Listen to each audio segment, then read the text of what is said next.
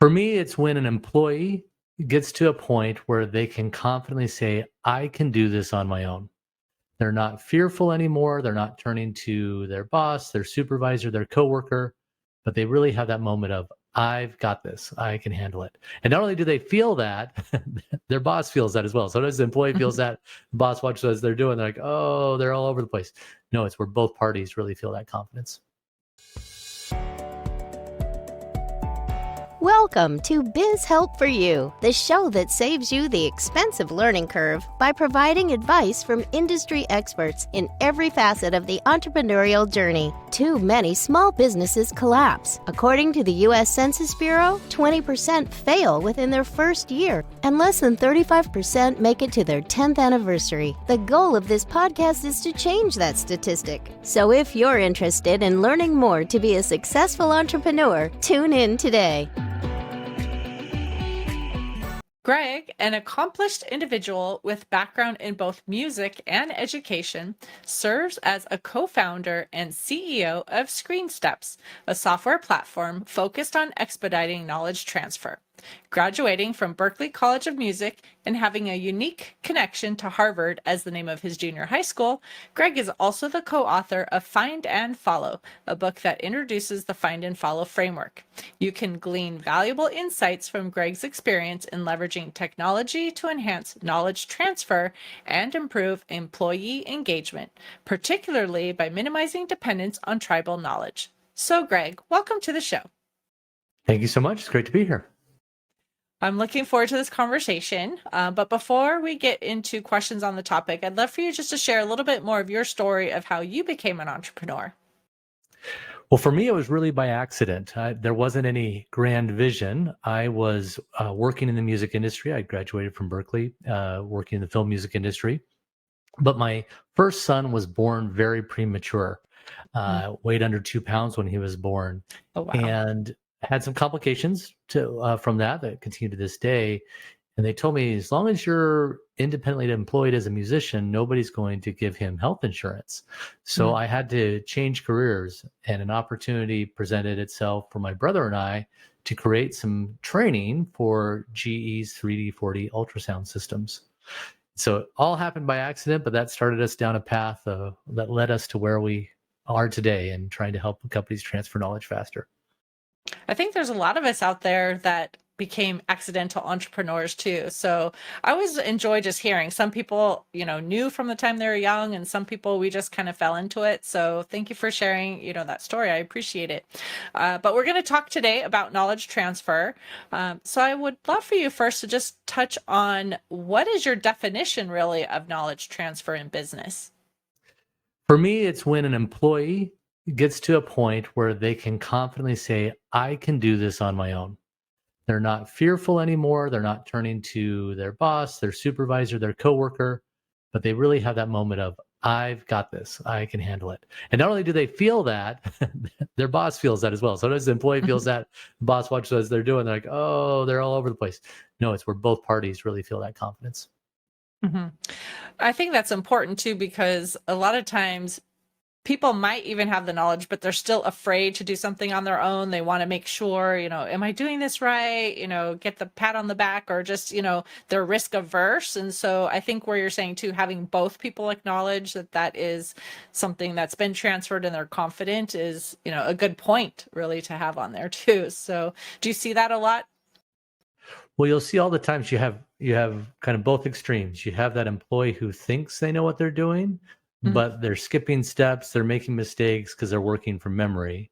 And then you have on the opposite extreme the person who's tried really hard to learn a lot of information, but there's so much to keep in their head. They're constantly fearful of making mistakes, and maybe they've made a big mistake in the past, so now they're really gun shy. And so if they're doing it on their own, they're nervous. Most of the time they're asking, did I do this right? Or what do I do here? How do I do this? And it really can bog down the business when you're working in that environment. And at the end of your bio, it said tribal knowledge, right? So I would love for you to share your definition too on what is tribal knowledge and what is the impact on businesses that rely on it. Tribal knowledge is really, it's all the information that we keep in our heads. So we always look at, okay, if somebody had to do a task in your business, how would they know how to do that? And if the answer is they're going to, go to Tom or to Karen, then that's a business that's relying on tribal knowledge. Mhm. You can have documentation and still be a tribal knowledge business. So you might have a whole bunch of, here's our SOPs. But if the employee, when they don't know what to do, doesn't go to those SOPs, they're still going to another person, then the business is still relying on tribal knowledge. And it creates problems of consistency. It creates problems of confidence. It creates problems with independence of employees and efficiency. I mean, when I have to ask someone, how do I do this every time? It slows everything down. So every task or transaction ends up costing the business much more money. Right. Well, because when you're interrupted too, so even if number one, you're the person who has to go back and ask again because you don't remember all the steps, but now the person you're asking is also being interrupted, so they aren't able to completely focus on what they were doing. Now they answer your question. Now they have to get back into what they were doing before and get back in that mindset too. So it's not just that brief, quick question. It really impacts things like to a larger scale than most people probably even think about. Yeah, well, I'll give you two examples, a good and a bad. So really, the majority of businesses that are working with us now, they're coming to us because their supervisors can't get any work done. They're getting so many questions during the day that they don't have time to focus on their quarterly or annual priorities. They're doing their real work after work when nobody's asking them questions anymore. On the other side of that spectrum, we had a client that they went through our find and follow framework, which is the framework we teach for transferring knowledge. And it changed so dramatically, they had to go back and retrain their supervisors. Prior to that, their supervisors spent all day answering questions. Well, once they had gone through this, the supervisors didn't have to answer questions anymore. People could work independently. And they found out they'd never been trained to actually supervise people. So they had to go back and train them because they had to do something new because they'd freed up so much time from not having to answer questions. Well, that's a good point where you're saying they weren't even trained. I mean, that happens a lot too in companies where someone maybe is promoted to a new position and maybe they don't even have a lot of experience or training. They haven't been given, whether it's training from the supervisor or maybe an online course that even gives some skills. Like you're just basically moved up and you don't really have all the skills to support your success in that position. Exactly. And what will happen, they get moved up and they never actually get to leave their old position because Good they're the point. one that has all the knowledge. They're still having to answer all those questions. So they never really get to focus on their new position because they're constantly helping out the old role that they had. Mhm.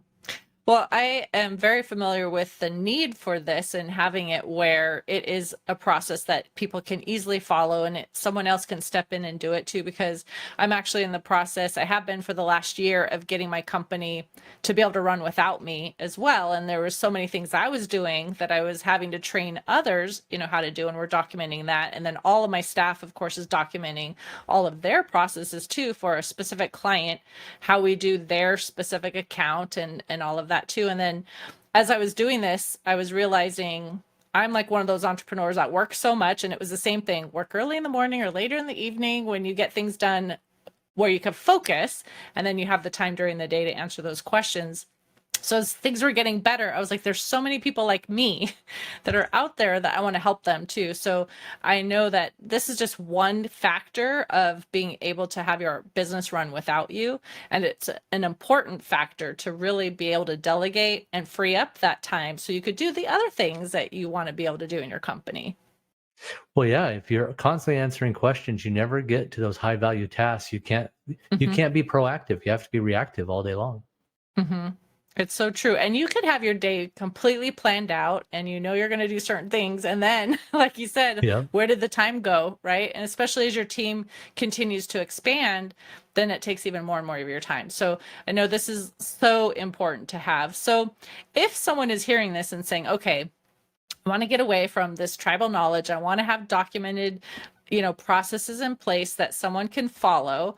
What's the first step for me to even get started to document those things? And then how do I get people to follow the new process and know to go get that instead of start asking those questions? Well, really, you don't want to start with documenting. And that's the mistake we made. First thing we do is we're going to write some documentation. And we end up writing a lot of documentation that never gets used. It's a waste of time and effort. You need to start with a plan. If you start with a plan, then then you start documenting, it's going to be much more successful. The way you make that plan is you analyze, okay, what are the things that I have to do? Not what do I need to know, but what are the things I have to do on a daily, weekly, monthly, quarterly, annual basis? And you think of those as really kind of trigger points, like somebody asks me to do this, or this, deadline comes up, so I have to do that, or this situation comes up. And you make a list, we call it running a find and follow workshop, a list of all those activities, the questions you have to answer, the problems you have to solve, the tasks you have to perform. Once you have that list, now you have a plan of exactly what you need to document. And you work backwards from that. So if I were to write documentation about, invoicing, I'm not going to write a document called invoicing. I'm going to write one on how to update the address on somebody's invoice, how to send an invoice, resend an invoice to a client, how to extend the payment terms for an invoice, because those are all the triggers that happen. And I'm going to incorporate not just the how do I do this in the software, but what are our business rules and policies? Like when do we extend payment terms and when do we not? So that's all built in to that process. So I start with a plan and I work backwards of what guide are they going to go to when they have to perform this task. Well, and that's a good point too, because otherwise you might have a super long document or a recording or whatever that training is, where you might need, in this one case, like you said, how do I change the terms? You just need that one little thing, right? So being able to have those bite-sized chunks is so much easier than having to find it in a larger document. So that's a great tip too.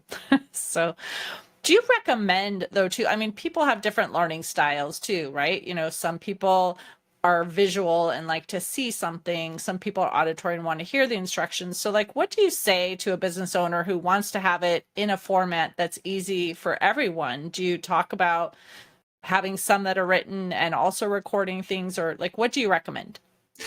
Really, you have to be very practical about this, because you have to have something that works, that they'll be able to find and follow. You also have to have something that you can maintain. Most of these procedures are going to change on a regular basis. When we do this, we help people separate out what we call foundational knowledge from actual knowledge. Actual knowledge is anything I have to do or a question I have to answer. Foundational knowledge is the background information that I need to understand in order to follow that recipe. So for foundational knowledge, we find that video or audio is a very good medium for doing that. That's good for giving the background, like the why do we do this? What systems do we use? Who will you work with? But video and audio are terrible for the how. And the reason is the how will change very frequently. And each time it changes, you got to go re-record the video, re-record the audio. Also, the how involves usually a lot of steps. And so if you've just recorded a video for all of that, the person's having to kind of like rewind it and pause it. They can't bring it up while they're talking to a client and watch a video while they wait. So for those, we find there's a couple of tools that are very good. One, checklists are fantastic. For the how, build a checklist. Second, decision trees. So if the procedure is somewhat complicated, you can build decision trees in there to really guide the employee through it. And if it's just a simple reference piece of information, you can do a standard article there. But you want to match the medium to the behavior that you want. Perfect. And how do you recommend then businesses store these things? And once they've created them, where do they store them so they're easily accessible to anyone who might need them? So it really depends on the type of content you're creating. It needs to be a central place that is searchable and ideally has some analytics for you so you can see what's being used and what is really needed. We built a platform called ScreenSteps. That's obviously what we sell to our clients. That gives you that single source of truth. It's searchable. It's helping you understand what they're searching for, what resources they're using, and provides a feedback loop so that they can say, hey, this is out of date, or I didn't understand that. But if you're just looking at, okay, what are the requirements for the technology I need? It needs to be able to search the full document of these, not just the titles. That's a real problem for a lot of organizations. They can just search the titles of their documents and nobody can find anything.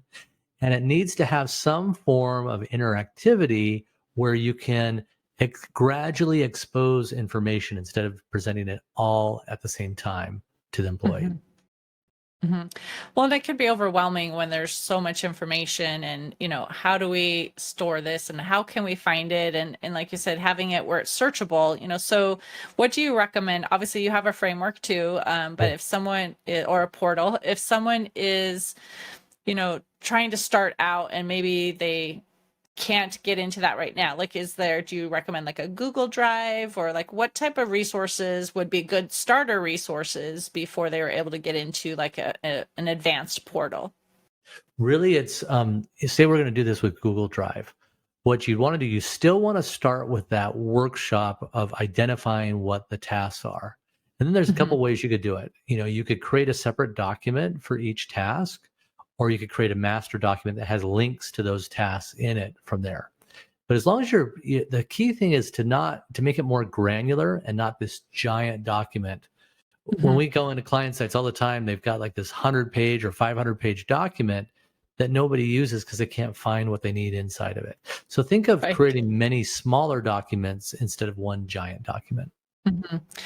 And I guess the next thing is, are there times that you see people trying to put this together, following a plan, like they create the plan and they think they know what they're going to be doing next, but what they're creating really isn't effective in doing what they wanted? And if so, what are your recommendations on how to fix that?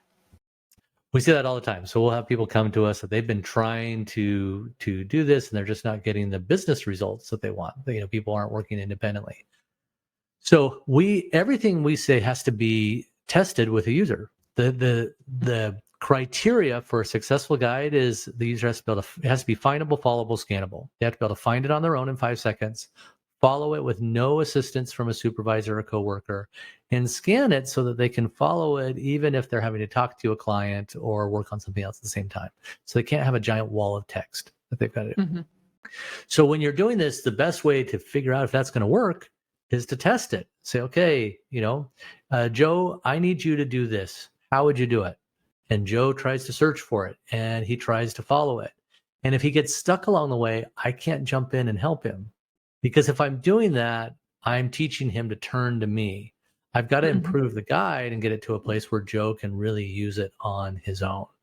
So if you use that as your criteria, then you're going to get the guides to a place you'll figure out this is what's working. Some tips in doing that. One thing that we've found really effective is don't overwrite. You don't have to use full sentences. It's bulleted list. It's very declarative. You don't give background knowledge in there. It's do this, do that, do the other thing, and make it so it's just like a recipe that they're following as they're going through.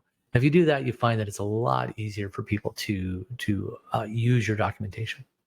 Well, it makes sense. And some of us are used to like writing everything and having our sentences and, making sure capitalization and punctuation, everything is good too. Right. Yep. And so I think even with you just mentioning that, like just, maybe some phrases, bullet points, things like that to make it easier to see. And I think some of us that are used to writing out some of these things in a more formatted, actual writing, we have to get over kind of what we were taught, right, growing up. Even this is how you do things, right, and make it easier for the staff. So any tips on, again, like what is maybe too much or too little, that you want to have enough to make sure that the person understands it, but how do we make it where it's not so brief, it's not enough information, but that we're not overwhelming them with text? Screenshots are a huge help. So, we really encourage the extensive use of screenshots. It makes it so much easier to scan the document. It also makes it easier to know when the document is out of date. So if I'm trying to follow a procedure and the screenshot isn't matching what I'm seeing in the application, I instantly know something's changed here.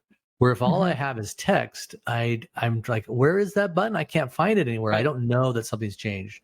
So screenshots can really reduce the amount of text you have to write, but also increase the clarity. The other thing is to really make it very, instead of having a bunch of if-then statements, just to ask them questions. Is this a VIP account or a standard account? Standard account, do this. VIP account, do this. Instead of saying, for the VIP accounts, we do this and that and the other thing, and for the standard accounts, we do da-da-da-da-da. if you just make it very like, think of bulleted outline list, it's much easier for the eye to scan and for the mind to process. Mhm. I love doing screenshots too. We do that a lot as well. So if we're showing where to do something, like I said, click this button or upload a document by doing this, it does grab all the information that you need, and it does make it easier than having to read a lot of information. And you're right. Like then you can realize too, like, oh, the software has done an update, and now they used to have a sidebar on the left, and now it's like a top bar, and the names have changed or different things like that too. So I do agree with you too on having screenshots, making it so much easier to follow along and realize when something does need to change. So great tip on that too. So is there anything else like I didn't know to ask on this topic that maybe you want to share that will help the listener know how to go about this process effectively? I would say plan for change. If you go with a strategy of, I'm just going to go through this documentation project or, training, creating training, I'm going to go through this project and we're going to be done. You're really fooling yourself. There's going to be constant change. And so put in place, and our framework teaches this, systems that are going to guide you in how to adapt to that change. How will you update it? How will you get notified when something's out of date? All those sort of things. If you understand it's never going to be perfect, it's always going to be changing, but it can be very useful and effective, and you plan around that, you're going to have a better outcome. Perfect. Well, I would love to ask, if someone wants more information, they want to reach out to you to connect, how can they find you? They can find me on LinkedIn, Greg Devore. I have a personal page, gregdevore.com. Our book you can find at findandfollowbook.com. And then my company is screensteps.com. Perfect. Well, thank you, Greg, for being a guest on my show. And I really appreciate the time that you took out to have this discussion with me today. No problem. Great to talk to you. And for our listeners, if you enjoyed today's topic and want to hear additional information, you can access the exclusive content in the show notes. Thank you for tuning in today. Would you please share this episode with those you know and leave a review on your favorite platform? And if you find our show informative, would you consider being a financial sponsor to help me continue my mission to educate business owners? A link is located in the episode description, and no amount is too small. I'd really appreciate your support. If you are interested in connecting with our guests and receiving the offer they had to share, a link to our resource page is in the show notes. Finally, if you have any bookkeeping or payroll needs, reach out to us at 310-534-5577 or contact@abandp.com. My team and I are eager to assist you. Until next time, have a great day. Thank you for listening to Biz Help for You. Please join your host, Candy Messer, again next time. Have a terrific day.